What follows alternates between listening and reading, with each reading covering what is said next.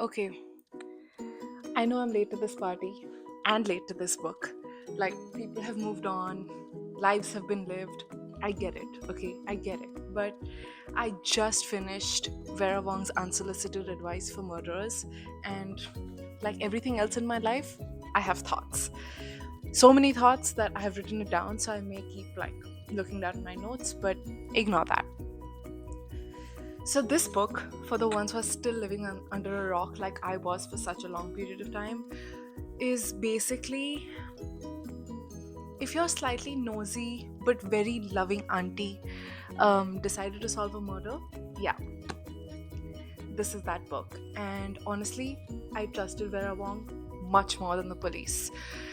She's the kind of person who will feed you, judge you, fix your life, and interrogate you politely, but all before lunch. And even though she's asking questions, it feels so calm. Like, it doesn't feel like an interrogation at all. It's more like she's extracting information that at that moment you probably didn't even realize you possess.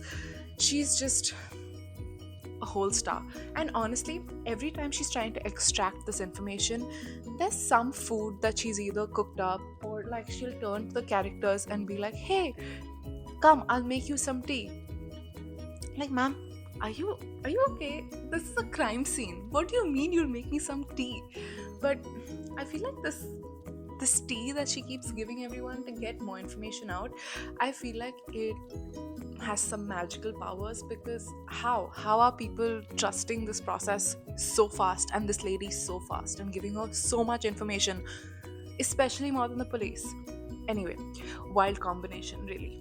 But if you're looking for something that isn't too heavy a read, and like I said, still living under a rock like I am, it's fine.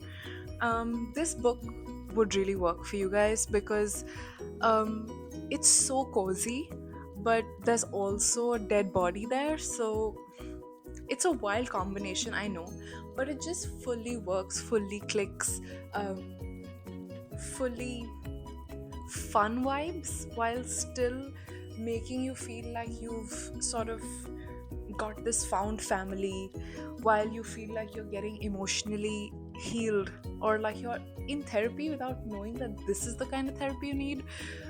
There are so many snacks involved, there is crime involved, and really, like, for somebody who loves true crime, who loves murder podcasts, who loves reading psychological thrillers, but is also like a massive scary book, this book is what worked, because it's so lighthearted, so easy to read, so fun, that there's just this holistic vibe that you feel while reading it. And literally, the last, I think, 6 chapters, I have read in less than half an hour.